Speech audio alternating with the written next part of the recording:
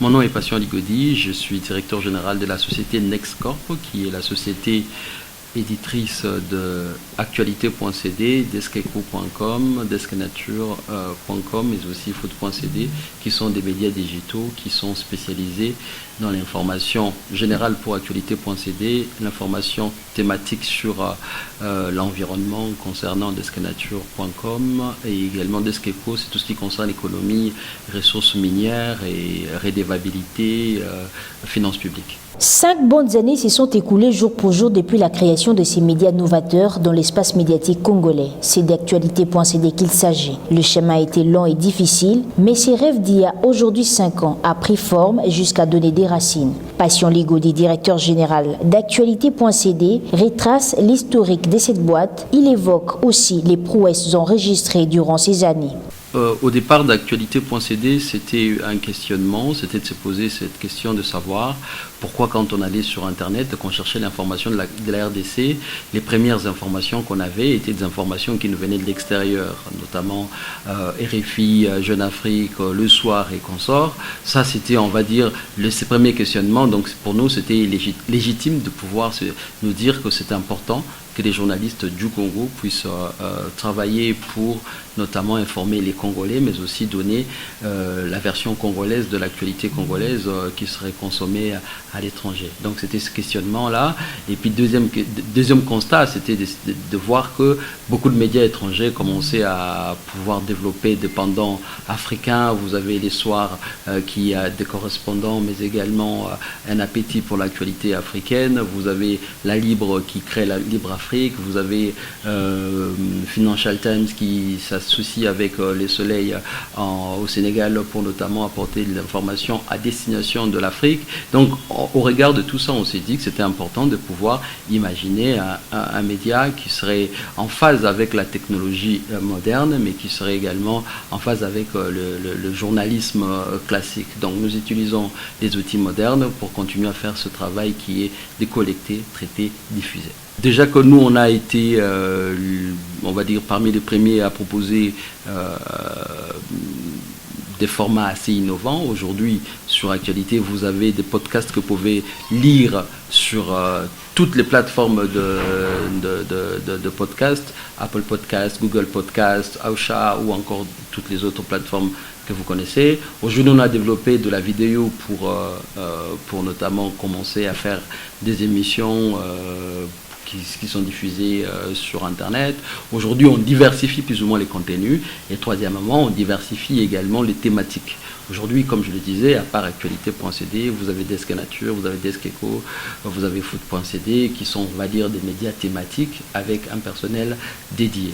Autre chose qu'on ne retrouve pas encore dans les médias classique congolais, c'est de pouvoir associer les spécialistes à la production journalistique. Donc, actualité.cd aujourd'hui, nous avons parmi nous des juristes, par exemple, pour les desks justice, qui produisent au quotidien du contenu assez pédagogique, assez éclairant sur pas mal de sujets qui concernent la justice. Comme vous le savez, on ne peut pas parler d'état de droit si on ne connaît pas nos droits et on ne connaît pas nos devoirs. L'état des droits se base sur notamment une bonne administration de la justice et comment on arrive à bien faire passer les informations de la justice sans qu'on travaille avec les professionnels de la justice. Alors on essaie de combler cette question-là. Bref, on essaye de trouver des mécanismes qu'on n'a pas dans d'autres médias pour faire en sorte que le contenu sur actualité.cd soit les plus accessibles possibles, mais aussi les plus utiles possibles. On a des correspondants dans le pays, on a également des journalistes qui sont à Kinshasa, mais en plus de ces correspondants, en plus de ces journalistes, on ajoute notamment des experts. Je suis fier du travail qui a été abattu par toute l'équipe, fier de toutes les sueurs qui ont été versées dans la recherche de l'information, fier de toutes les larmes qu'on a versées quand on voit cet enfant qui perd son père ou sa mère à Béni.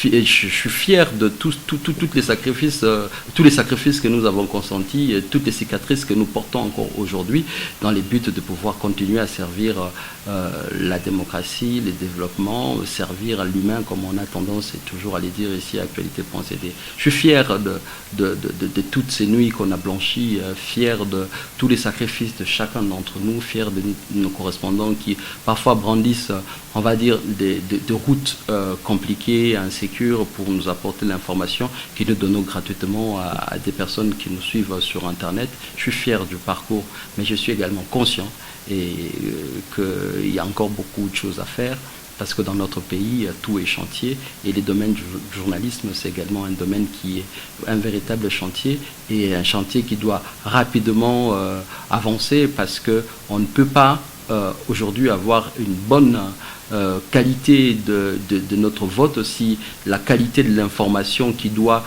éclairer notre vote n'est pas très bien soigné. Donc je crois qu'aujourd'hui on parle des élections, on parle de la CENI, mais très peu de gens parlent de la qualité de la circulation de l'information.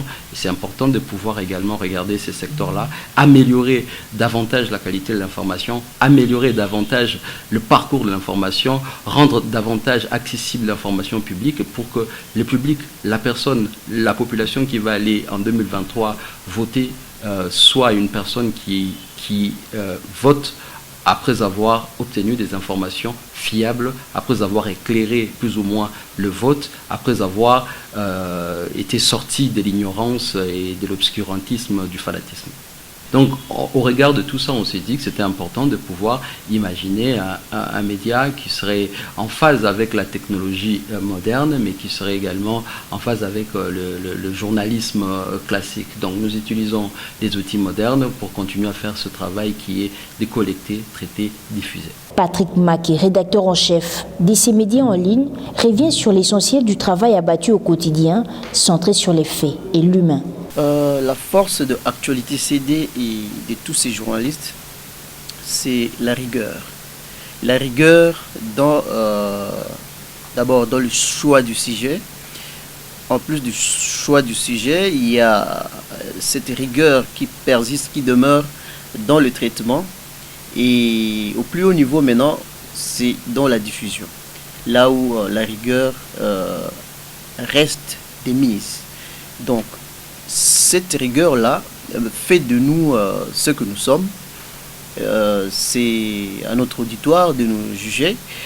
Mais j'estime qu'en plus de la rigueur, c'est la responsabilité qui nous revient en tant que média et en tant que journaliste de Actualité.cd, qui, dans leur manière de travailler, dans leur manière de prester, où qu'ils soient, que ce soit ici ou sur le terrain, ils demeurent responsables. Responsable, ça fait preuve, donc ça signifie que l'observation de l'éthique et des déontologies est en plus des rigueurs. Donc c'est ça ce qui fait de nous ce que nous sommes.